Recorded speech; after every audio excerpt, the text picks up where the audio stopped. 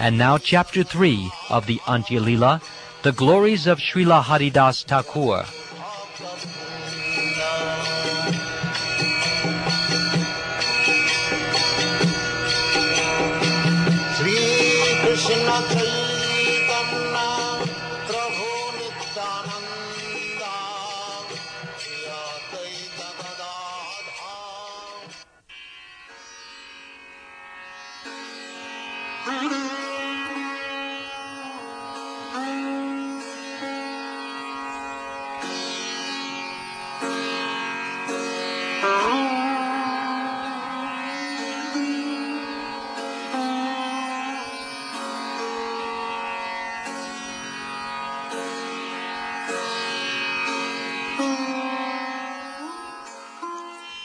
I offer my respectful obeisances unto the lotus feet of my spiritual master, and of all the other preceptors on the path of devotional service, unto all the Vaishnavas, and unto the 6 Goswamis, including Srila Rupa Goswami, Srila Sanatan Goswami, Raghunath Das Goswami, Jiva Goswami, and their associates.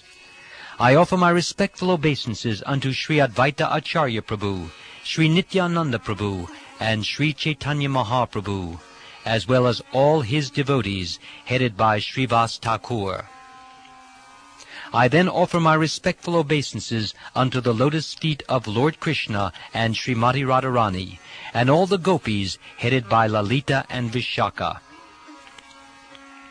All glories to Sri Chaitanya Mahaprabhu, all glories to Nityananda Prabhu, all glories to Advaita Acharya, and all glories to all the devotees of Sri Chaitanya Mahaprabhu.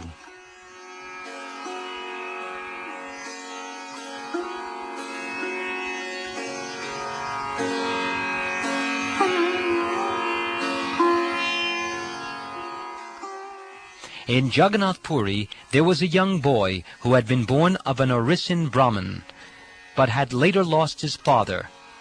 The boy's features were very beautiful, and his behavior was extremely gentle. The boy came daily to Sri Chaitanya Mahaprabhu and offered him respectful obeisances. He was free to talk with Sri Chaitanya Mahaprabhu because the Lord was his life and soul. But the boy's intimacy with the Lord and the Lord's mercy toward him were intolerable to Damodar Pandit. Damodar Pandit again and again forbade the son of the Brahmin to visit the Lord, but the boy could not bear staying home and not seeing Sri Chaitanya Mahaprabhu. The boy came every day to Sri Chaitanya Mahaprabhu, who treated him with great affection. It is the nature of any boy to go see a man who loves him. This was intolerable for Damodar Pandit. He became greatly unhappy, but there was nothing he could say, for the boy would ignore his restrictions. One day, when the boy came to Sri Chaitanya Mahaprabhu, the Lord very affectionately inquired from him about all kinds of news. After some time, when the boy stood up and left, the intolerant Damodar Pandit began to speak.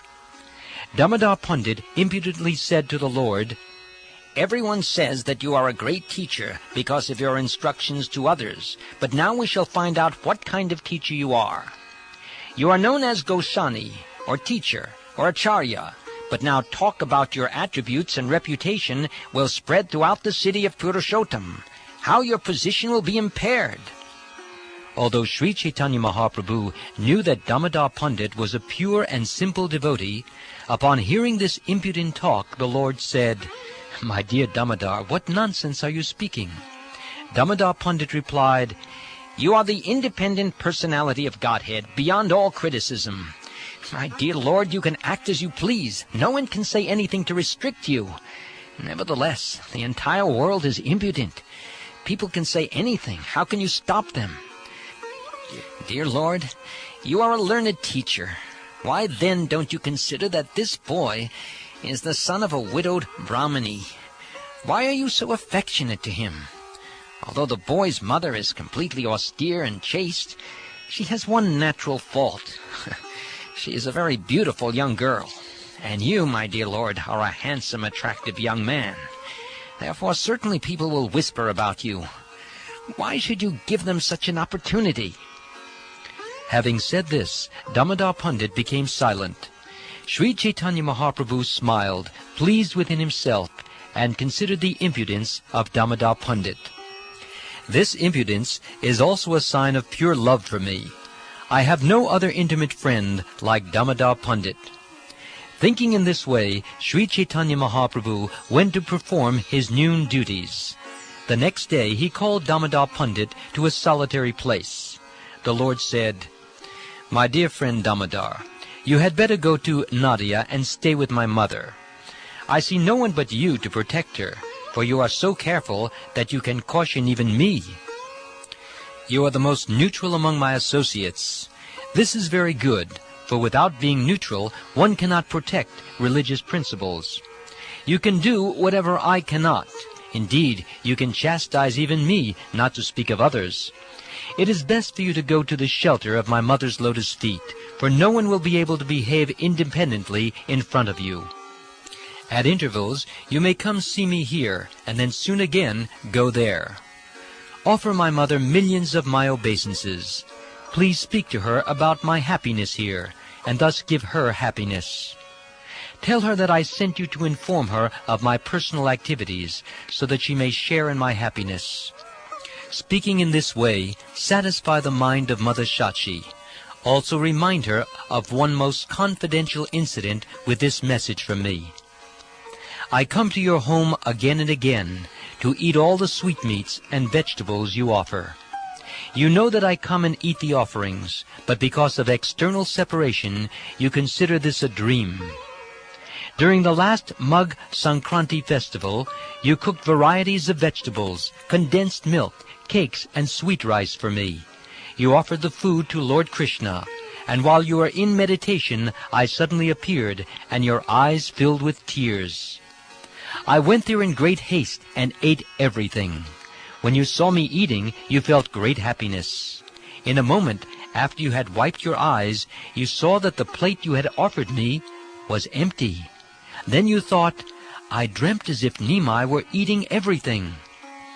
In the condition of external separation, you were again under illusion, thinking that you had not offered the food to Lord Vishnu.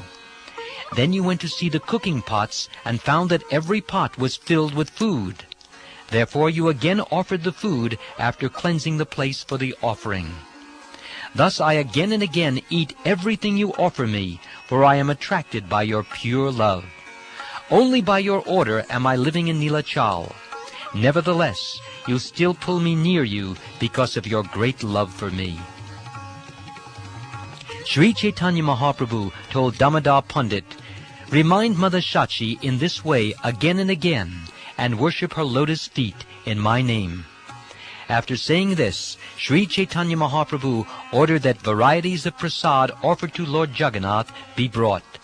The Lord then gave him the prasad separately packed to offer to various Vaishnavas and his mother.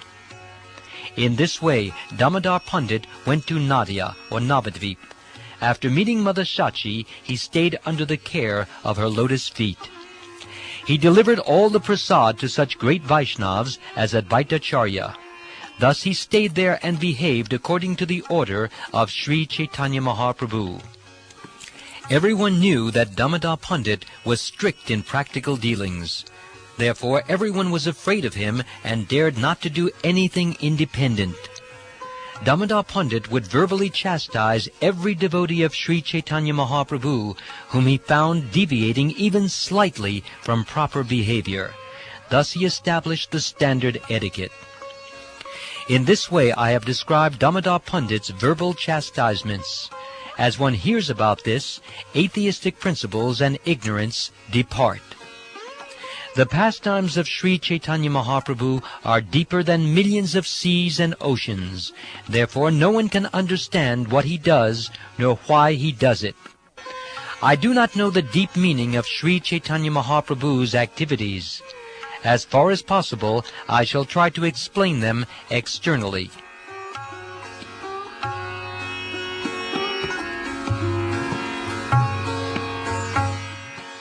One day Sri Chaitanya Mahaprabhu met Haridas Thakur as usual, and in the course of discussion he inquired as follows.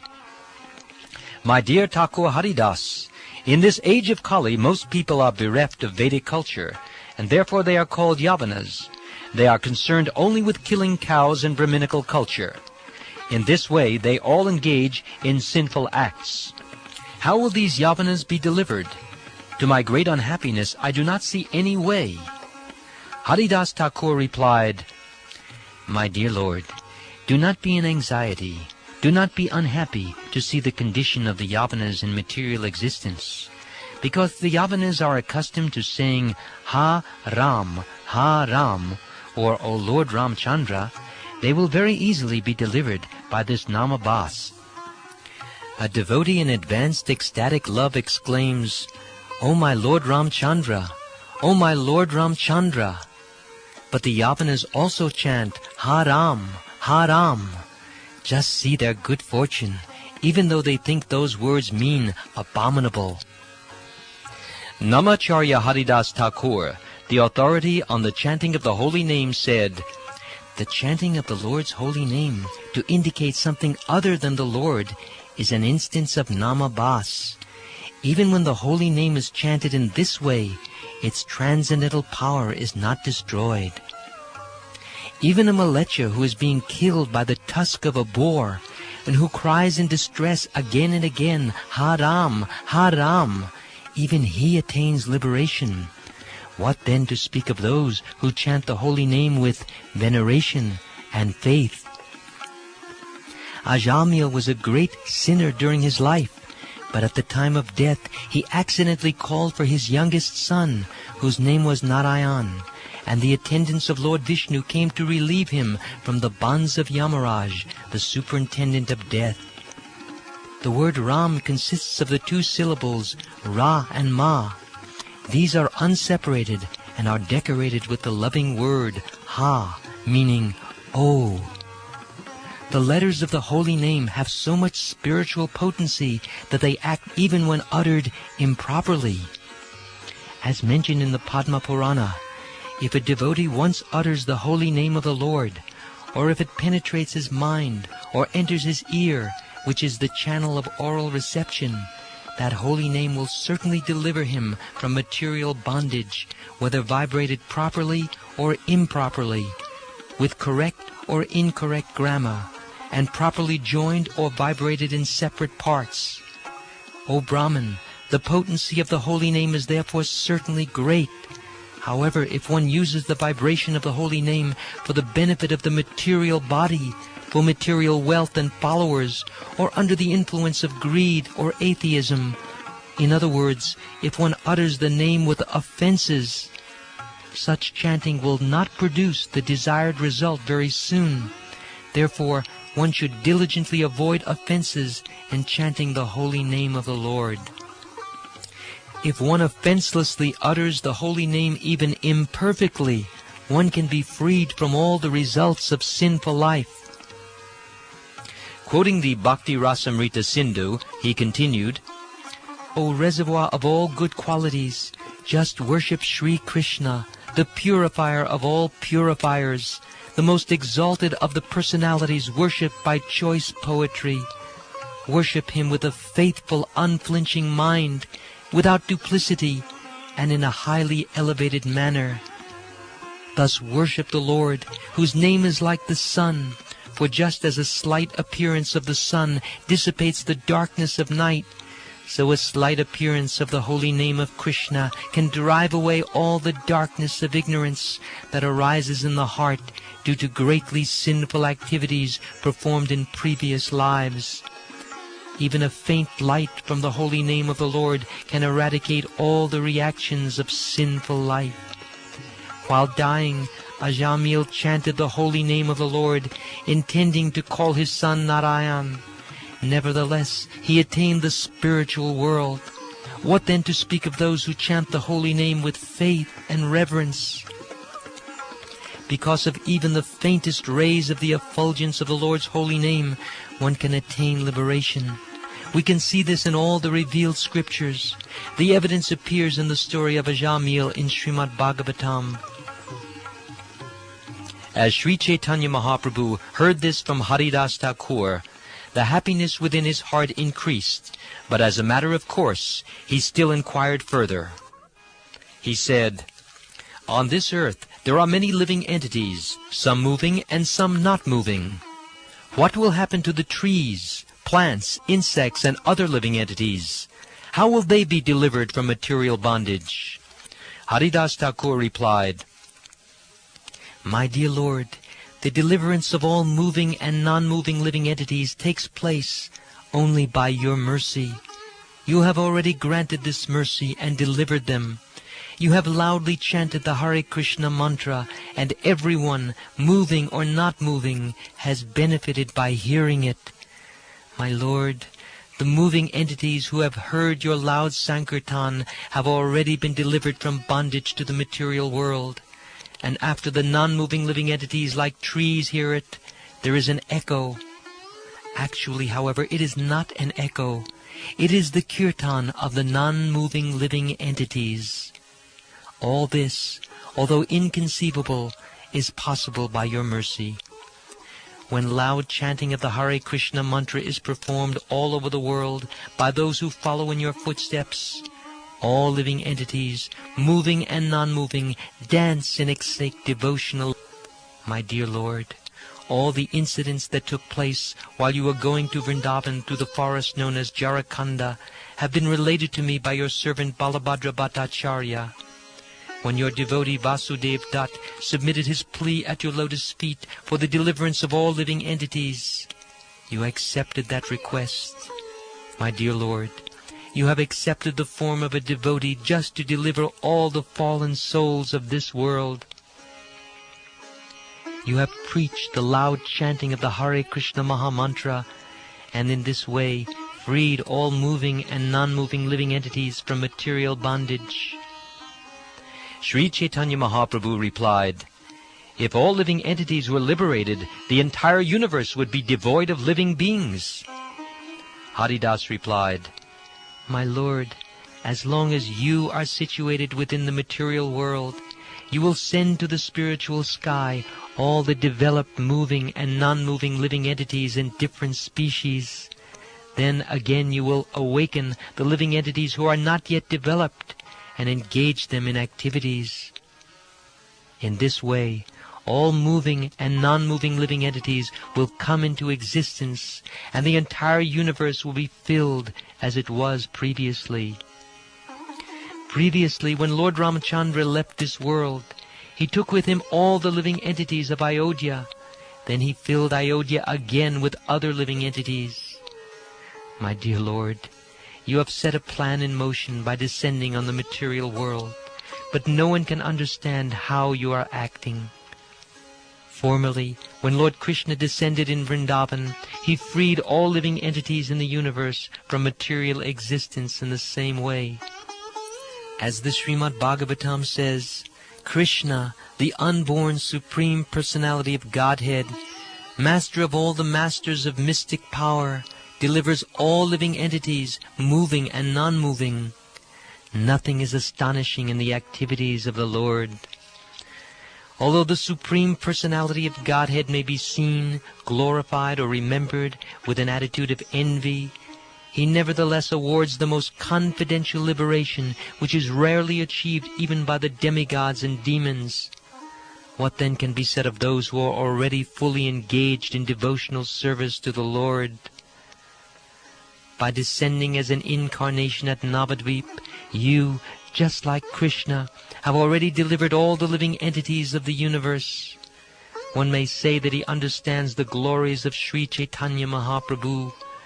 He may know whatever he may know, but as far as I am concerned, this is my conclusion. My dear Lord, your pastimes are just like an ocean of nectar. It is not possible for me to conceive how great that ocean is, or even to understand a drop of it.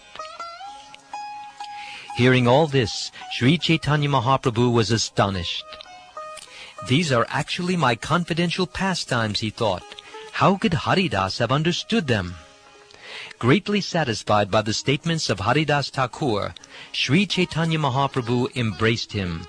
Outwardly, however, he avoided further discussions of these matters. This is a characteristic of the Supreme Personality of Godhead. Although he wants to cover his opulence, he cannot do so before his devotees. This is well known everywhere. In the Stotra Ratna of Yamunacharya it is said, O my Lord, everything within material nature is limited by time, space, and thought. Your characteristics, however, being unequaled and unsurpassed, are always transcendental to such limitations.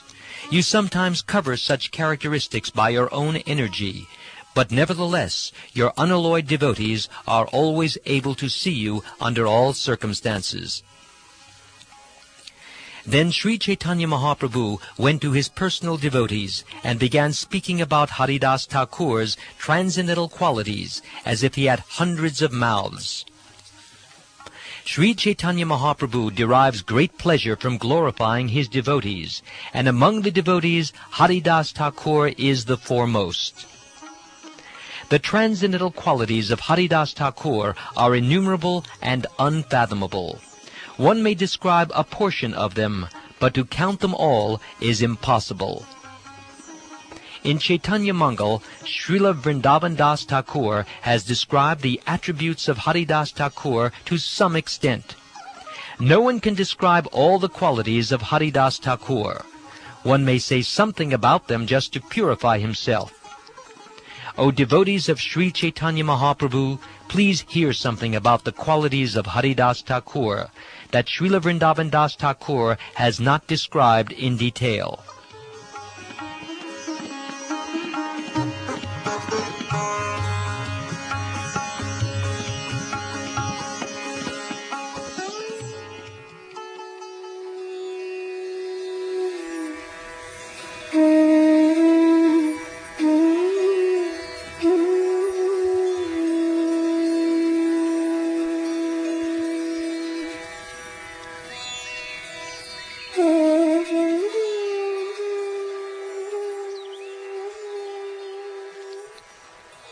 After leaving his home, Haridas Thakur stayed for some time in the forest of Benapul. Haridas Thakur constructed a cottage in a solitary forest. There he planted a tulsi plant, and in front of the tulsi he would chant the holy name of the Lord 300,000 times daily. He chanted throughout the entire day and night. For his bodily maintenance, he would go to a Brahmin's house and beg some food. He was spiritually so influential that all the neighboring people worshipped him. A landholder named Ramachandra Khan was the zamindar of that district. He was envious of Vaishnavas and was therefore a great atheist. Unable to tolerate that such respect was being offered to Haridas Thakur, Ramchandra Khan planned in various ways to dishonor him.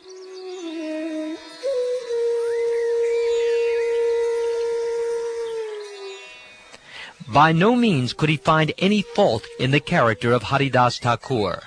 Therefore he called for local prostitutes and began a plan to discredit his holiness.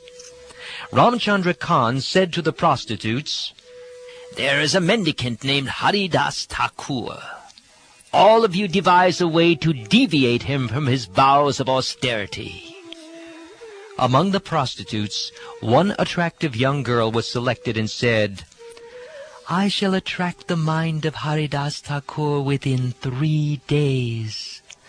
Ramchandra Khan said to the prostitute, "My constable will go with you, so that as soon as he sees you with Haridas Thakur, immediately he will arrest him and bring both of you to me." "First, let me have union with him once. Then the second time I shall take your constable with me to arrest him." At night the prostitute, after dressing herself most attractively, went to the cottage of Haridas Thakur with great jubilation. After offering obeisances to the tulsi plant, she went to the door of Haridas Thakur, offered him obeisances, and stood there. Exposing part of her body to his view, she sat down on the threshold of the door and spoke to him in very sweet words. "My dear Thakur, O great preacher, great devotee, you are so beautifully built, and your youth is just beginning. Who was the woman who could control her mind after seeing you? I am so eager to be united with you. My mind is greedy for this. If I don't obtain you, I shall not be able to keep my body and soul together." Haridas Thakur replied, "I shall accept you without fail, but you will have to wait until I have finished chanting my regular rounds on my beads. Until that time, please sit and listen to the chanting of the holy name. As soon as I am finished, I shall fulfill your desire." Hearing this, the prostitute remained sitting there while Haridas Thakur chanted on his beads until the light of morning appeared.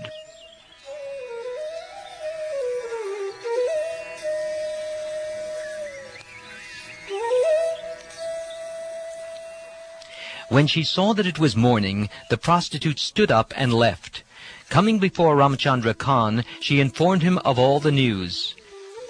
"Today, Haridas Thakur has promised to enjoy with me, so tomorrow, certainly I shall have union with him." The next night, when the prostitute came again, Haridas Thakur gave her many assurances. "Last night you were disappointed.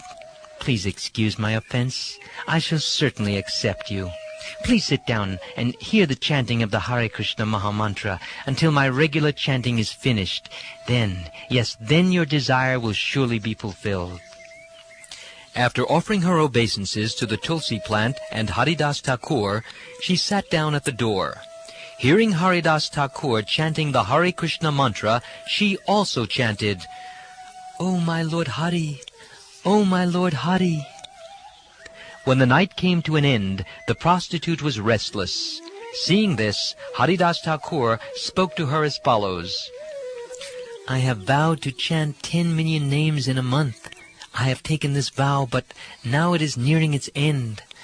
I thought that today I would be able to finish my performance of Yajna, my chanting of the Hare Krishna mantra. I tried my best to chant the holy name all night, but I still did not finish. Tomorrow I will surely finish, and my vow will be fulfilled.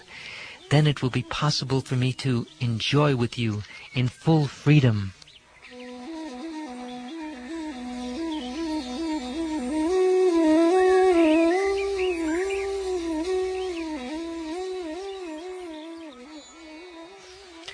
The prostitute returned to Ramchandra Khan and informed him of what had happened.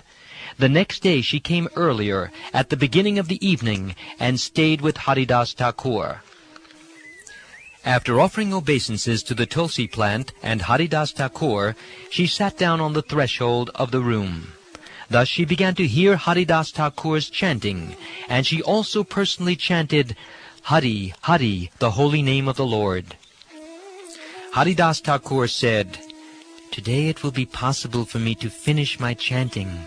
Then I shall satisfy all your desires." The night ended while Haridas Thakur was chanting, but by his association, the mind of the prostitute had changed. The prostitute, now purified, fell at the lotus feet of Haridas Thakur and confessed that Ramchandra Khan had appointed her to pollute him. She said, "Because I have taken the profession of a prostitute, I have performed unlimited sinful acts. Oh, my Lord, be merciful to me. Deliver my fallen soul." I know everything about the conspiracy of Ramchandra Khan. He is nothing but an ignorant fool. Therefore his activities do not make me feel unhappy. On the very day Ramchandra Khan was planning his intrigue against me, I would have left this place immediately. But because you came to me, I stayed here for 3 days to deliver you. Kindly act as my spiritual master. Instruct me in my duty, by which to get relief from material existence. All right. Immediately go home and distribute to the Brahmins whatever property you have. Then come back to this room and stay here forever in Krishna consciousness. Chant the Hare Krishna mantra continuously and render service to the Tulsi plant by watering her and offering prayers to her. In this way, you will very soon get the opportunity to be sheltered at the lotus feet of Krishna. After thus instructing the prostitute about the process of chanting the Hare Krishna Mahamantra, Haridas Thakur stood up and left, continuously chanting, Hari, Hari.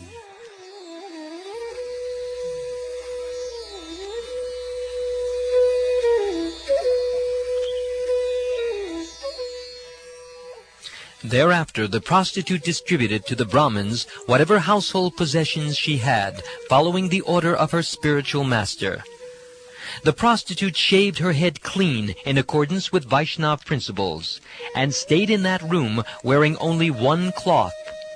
Following in the footsteps of her spiritual master, she began chanting the Hare Krishna Mahamantra 300,000 times a day. She chanted throughout the entire day and night. She worshipped the tulsi plant, following in the footsteps of her spiritual master. Instead of eating regularly, she chewed whatever food she received as alms, and if nothing was supplied, she would fast. Thus, by eating frugally and fasting, she conquered her senses, and as soon as her senses were controlled, symptoms of love of Godhead appeared in her person. Thus the prostitute became a celebrated devotee. She became very advanced in spiritual life, and many stalwart Vaishnavas would come to see her. Seeing the sublime character of the prostitute, everyone was astonished. Everyone glorified the influence of Haridas Thakur and offered him obeisances. By inducing a prostitute to disturb Haridas Thakur, Ramchandra Khan caused a seed of offense at his lotus feet to germinate. This seed later became a tree, and when it fructified, Ramchandra Khan ate its fruits. This offense at the lotus feet of an exalted devotee has resulted in a wonderful narration. Taking advantage of the opportunity afforded by these incidents, I shall explain what happened. O devotees, please listen.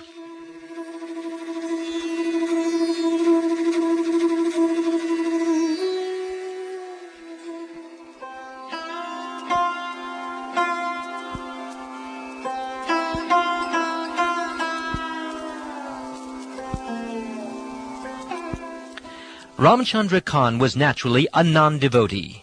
Now, having offended the lotus feet of Haridas Thakur, he became just like a demoniac atheist. Because of blaspheming the cult of Vaishnavism and insulting the devotees for a long time, he now received the results of his offensive activities. When Lord Nityananda returned to Bengal to preach the cult of bhakti, love of Godhead, he began touring all over the country. For two purposes, to spread the cult of bhakti and to defeat and subdue the atheists, Lord Nityananda, the most dedicated devotee of the Lord, moved throughout the country. Lord Nityananda, who is omniscient because he is the Supreme Personality of Godhead, came to the house of Ramchandra Khan and sat down on the altar of the Durga Mandap. When the Durga Mandap and courtyard were filled with crowds of men, Ramchandra Khan, who was inside the house, sent his servant to Lord Nityananda. The servant informed Lord Nityananda, "My dear sir, Ramchandra Khan has sent me to accommodate you in some common man's house. You might go to the house of a milkman, for the cowshed is spacious, whereas the space here in the Durga Mandap is insufficient because you have many followers with you." When Nityananda Prabhu heard this order from the servant of Ramchandra Khan, he became very angry and came out. Laughing very loudly, he spoke as follows. Yes, Ramchandra Khan has spoken rightly. This place is unfit for me. It is fit for cow-killing meat-eaters. Having said this, Lord Nityananda stood up and left in an angry mood. To chastise Ramchandra Khan, he did not even stay in that village. Ramchandra Khan ordered the servant to dig up the dirt in the place where Nityananda Prabhu had sat. To purify the Durga Mandap temple and the courtyard, Ramchandra Khan sprinkled and smeared it with water mixed with cow dung, but still his mind was unsatisfied.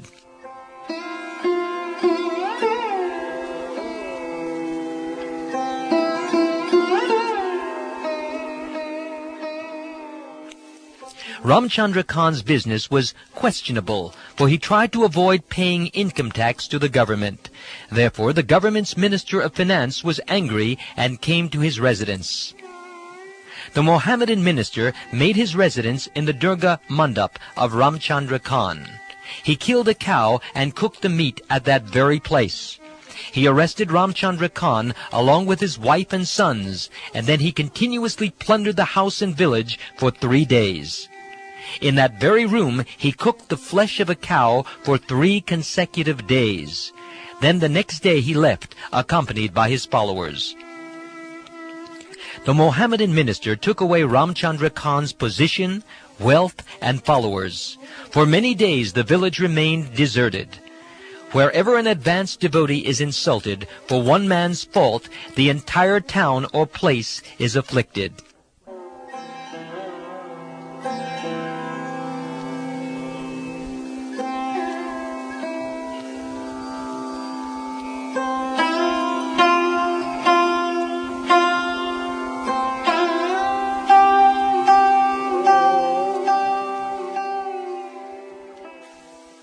Haridas Thakur walked until he came to the village known as Chandapur.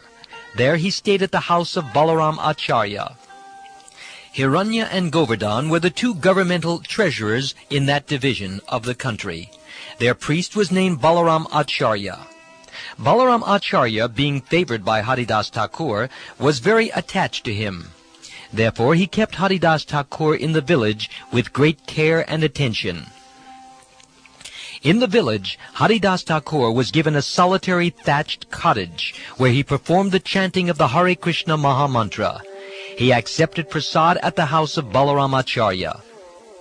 Raghunath Das, who was the son of Hiranya Majumdar and was later to become Raghunath Das Goswami, was at that time a boy engaged in study. He came to see Haridas Thakur daily. Naturally, Haridas Thakur was merciful toward him, and because of the merciful benediction of this Vaishnav, he later attained the shelter of Sri Chaitanya Mahaprabhu's lotus feet. At the residence of Hiranya and Govardhan, discourses took place by which Haridas Thakur was glorified. O devotees, please listen to that wonderful story.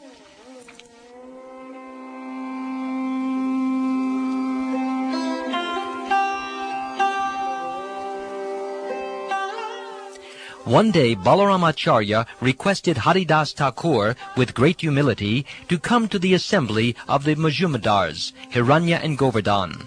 Thus Balaram Acharya went there with Haridas Thakur. Seeing Haridas Thakur, the 2 brothers immediately stood up and fell at his lotus feet. Then with great respect they offered him a place to sit. In that assembly were many learned scholars, Brahmins, and respectable gentlemen. The 2 brothers, Hiranya and Govardhan, were also greatly learned. Everyone there began to speak of Haridas Thakur's great qualities as if they had 5 mouths. Hearing this, both brothers were extremely happy. It was mentioned in the assembly that Haridas Thakur chanted the holy names of Krishna 300,000 times a day. Thus all the learned scholars began to discuss the glories of the holy name. Some of them said, by chanting the holy name of the Lord, one is freed from the reactions of all sinful life. Others said, simply by chanting the holy name of the Lord, a living being is liberated from material bondage.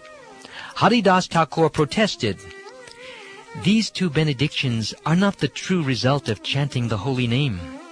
By actually chanting the holy name without offenses, one awakens his ecstatic love for the lotus feet of Krishna. The Srimad Bhagavatam says, when a person is actually advanced and takes pleasure in chanting the holy name of the Lord, who is very dear to him, he is agitated and loudly chants the holy name. He also laughs and cries, becomes agitated, and chants just like a madman, not caring for outsiders. Liberation and extinction of the reactions of sinful life are 2 concomitant byproducts of chanting the holy name of the Lord. An example is found in the gleams of morning sunlight. As the rising sun immediately dissipates all the world's darkness, which is deep like an ocean, So the holy name of the Lord, if chanted once without offenses, can dissipate all the reactions of a living being's sinful life. All glories to that holy name of the Lord, which is auspicious for the entire world. After reciting this verse, Haridas Thakur said, "O learned scholars, please explain the meaning of this verse." But the audience requested Haridas Thakur, "It is better for you to explain the meaning of this important verse." Haridas Thakur said, "As the sun begins to rise, even before visible, it dissipates the darkness of night. With the first glimpse of sunlight, fear of thieves, ghosts, and demons immediately disappears.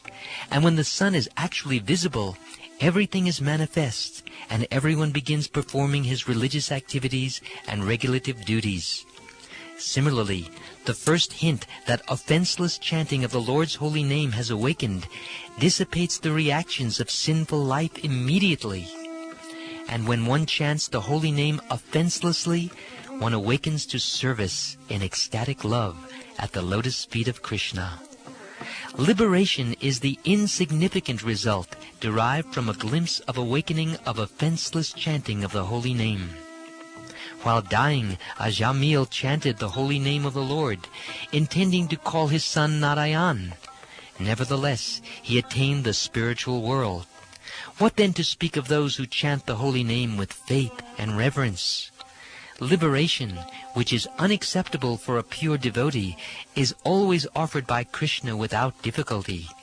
Krishna says in the Srimad Bhagavatam, "My devotees do not accept salokya, sarshti, sarupya, samipya, or oneness with me, even if I offer these liberations in preference to serving me."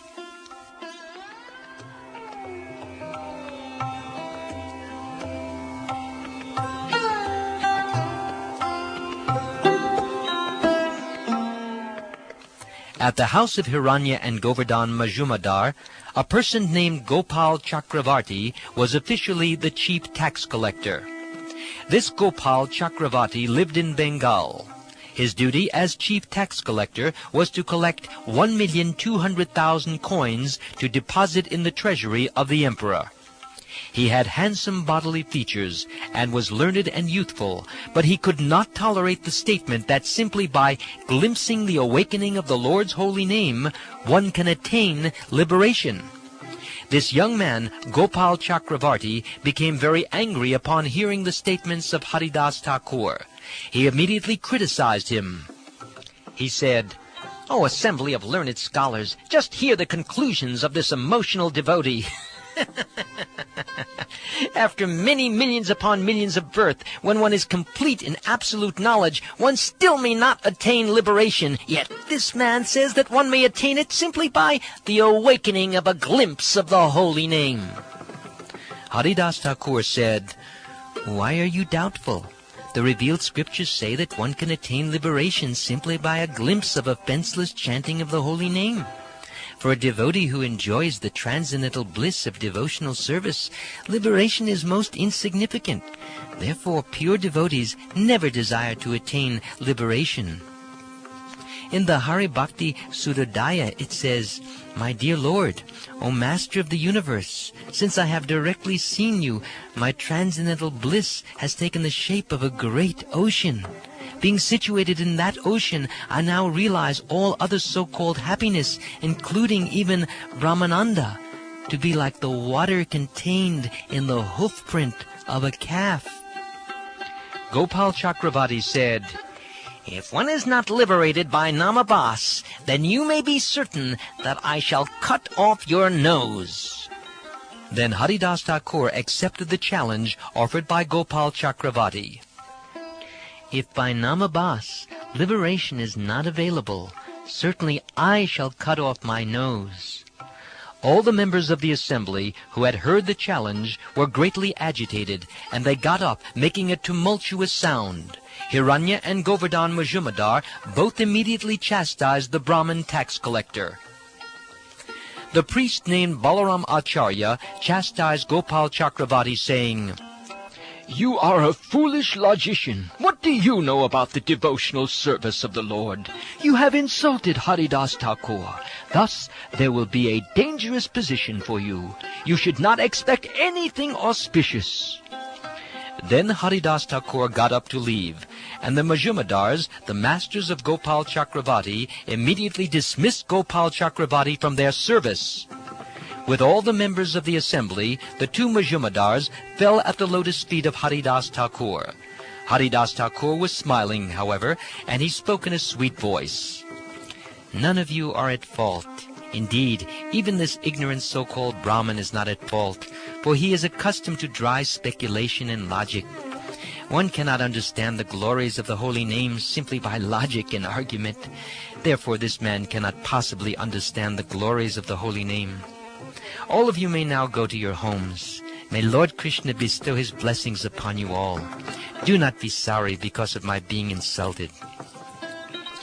Then Hiranyadas Majumdar returned to his home and ordered that Gopal Chakravarti not be admitted therein.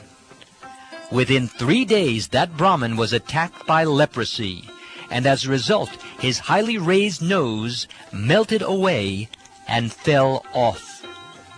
The Brahmin's toes and fingers were beautiful, like golden-colored champaka buds, but because of leprosy they all withered and gradually melted away.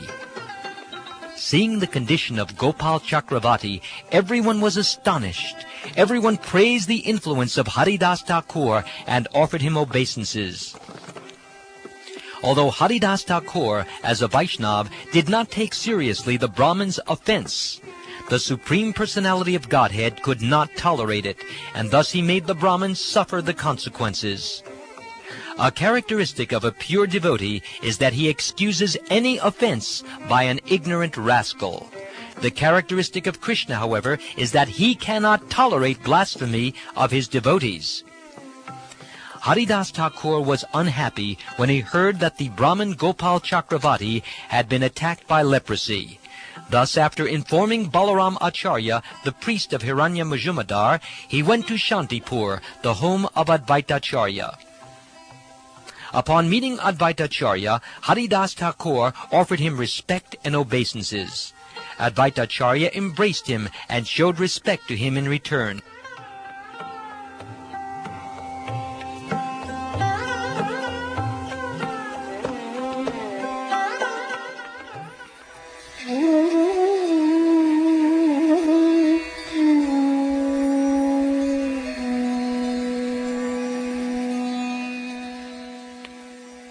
On the bank of the Ganges, in a solitary place, Advaitacharya made a cave-like home for Haridas Thakur, and spoke to him about the real meaning of Srimad Bhagavatam and Bhagavad Gita in terms of devotional service. Haridas Thakur accepted food daily at the house of Advaitacharya. Meeting together, the two of them would taste the nectar of discourses on the subject matter of Krishna. Haridas Thakur said, "My dear Advaitacharya, let me submit something before your honor. Every day you give me alms of food to eat. What is the necessity of this? Sir, you are living within a society of great Brahmins and aristocrats, but without fear or shame you adore a lower-class man like me. My dear sir, your behavior is uncommon. Indeed, sometimes I am afraid to speak to you. But please favor me by protecting me from the behavior of society." Advaitacharya replied, "My dear Haridas, do not be afraid. I shall behave strictly according to the principles of the revealed scriptures. Feeding you is equal to feeding 10 million Brahmins. Therefore, accept this Shraddha-patra." Thus, Advaitacharya made him eat.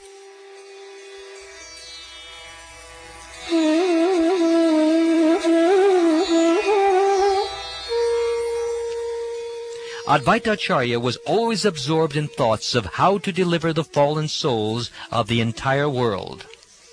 "The entire world is full of non-devotees. How will they be delivered?" Determined to deliver all the fallen souls, Advaitacharya decided to cause Krishna to descend.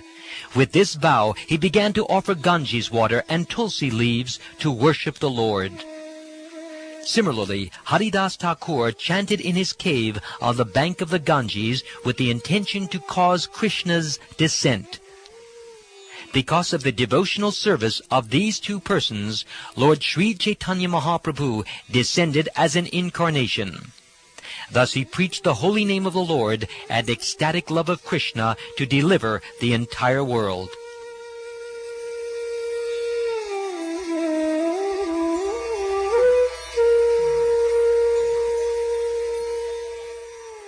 There is another incident concerning Haridas Thakur's uncommon behavior.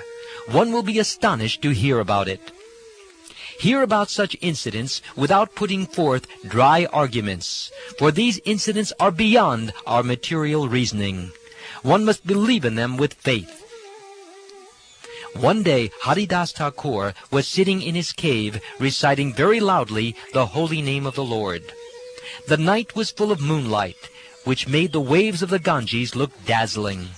All directions were clear and bright.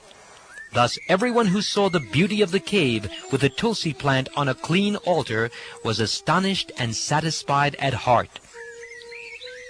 At that time, in that beautiful scene, a woman appeared in the courtyard. The beauty of her body was so bright that it tinged the entire place with a hue of yellow. The scent of her body perfumed all directions, and the tinkling of her ornaments startled the ear.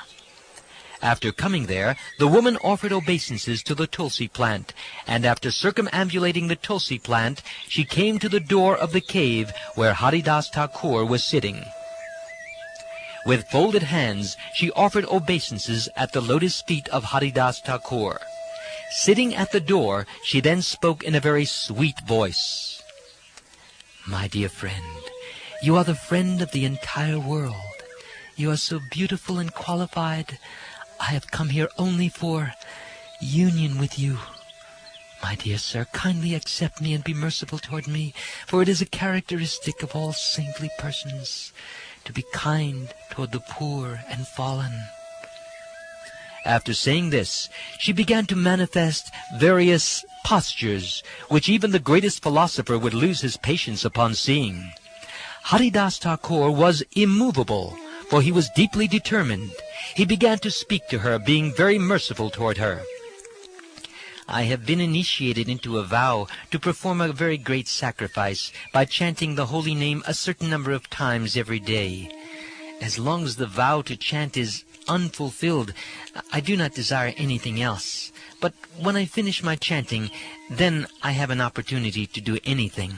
So sit down at the door and hear the chanting of the Hare Krishna Mahamantra. As soon as the chanting is finished, yes, I shall satisfy you as you desire." After saying this, Haridas Thakur continued to chant the holy name of the Lord. Thus the woman sitting before him began to hear the chanting of the holy name. In this way, as he chanted and chanted, the morning approached, and when the woman saw that it was morning, she got up and left. For 3 days she approached Haridas Thakur in this way, exhibiting various feminine postures that would bewilder the mind of even Lord Brahma. Haridas Thakur was always absorbed in thoughts of Krishna and the holy name of Krishna. Therefore the feminine poses the woman exhibited were just like crying in the forest. At the end of the night of the 3rd day, the woman spoke to Haridas Thakur as follows. "My dear sir, for 3 days you have cheated me by giving me false assurances, for I see that throughout the entire day and night your chanting of the holy name it's never finished." Haridas Thakur said, "My dear friend, what can I do? I have made a vow. How then can I give it up?" After offering obeisances to Haridas Thakur, the woman said, "I am the illusory energy of the Supreme Personality of Godhead. I came here to test you. I have previously captivated the mind of even Brahma, not to speak of others. Your mind alone have I failed to attract. My dear sir, You are the foremost devotee. Simply by seeing you and hearing you chant the holy name of Krishna, it has purified my consciousness. Now I want to chant the holy name of the Lord. Please be kind to me by instructing me about the ecstasy of chanting the Hare Krishna Maha Mantra. There is now a flood of the eternal nectar of the love of Godhead due to the incarnation of Lord Chaitanya. All living entities are floating in that flood. The entire world is now thankful to the Lord. Anyone who does not float in this inundation is most condemned. Such a person cannot be delivered for millions of kalpas. Formerly, I received the holy name of Lord Ram from Lord Shiva, but now, due to your association, I am greatly eager to chant the holy name of Lord Krishna. The holy name of Lord Ram certainly gives liberation, but the holy name of Krishna transports one to the other side of the ocean of nescience, and at last gives one ecstatic love of Krishna. Please give me the holy name of Krishna, and thus make me fortunate, so that I also may float in the flood of love of Godhead, inaugurated by Sri Chaitanya Mahaprabhu. After speaking in this way, Maya worshipped the lotus feet of Haridas Thakur, who initiated her by saying, "Just perform chanting of the Hare Krishna Maha Mantra." After thus being instructed by Haridas Thakur, Maya left with great pleasure. Unfortunately, some people have no faith in these narrations. Therefore, I shall explain the reasons why people should have faith. Everyone who hears this will be faithful.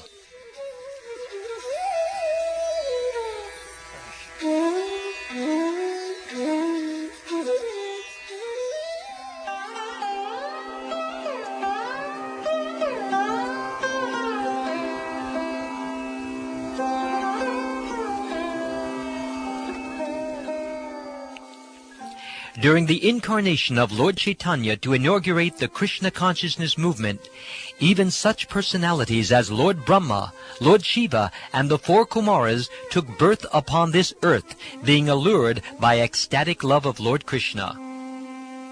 All of them, including the great sage Narad and devotees like Prahlad, came here as if human beings, chanting the holy names of Lord Krishna together and dancing and floating in the inundation of love of Godhead. The goddess of fortune and others, allured by love of Krishna, also came down in the form of human beings and tasted the holy name of the Lord in love. What to speak of others, even Krishna, the son of Nanda Maharaj, personally descends to taste the nectar of love of Godhead in the form of the chanting of Hare Krishna. What is the wonder if the maidservant of Krishna, his external energy, begs for love of Godhead? Without the mercy of a devotee and without the chanting of the holy name of the Lord, love of Godhead cannot be possible. In the activities of Lord Sri Chaitanya Mahaprabhu, the three worlds dance and chant, having come in touch with love of Godhead. This is the characteristic of his pastimes. The holy name of Krishna is so attractive that anyone who chants it, including all living entities, moving and non-moving, and even Lord Krishna himself, becomes imbued with love of Krishna. This is the effect of chanting the Hare Krishna Maha Mantra. I have heard from the mouth of Raghunath Das Goswami all that Svarup Damodar Goswami recorded in his notes about the pastimes of Sri Chaitanya Mahaprabhu. I have briefly described those pastimes. Whatever I have written is by the mercy of Sri Chaitanya Mahaprabhu, since I am an insignificant living being. I have described but a fragment of the glories of Haridas Thakur. Hearing this satisfies the oral reception of every devotee. Praying at the lotus feet of Sri Rupa and Sri Raghunath, always desiring their mercy, I, Krishnadas, narrate Sri Chaitanya Charitamrita, following in their footsteps.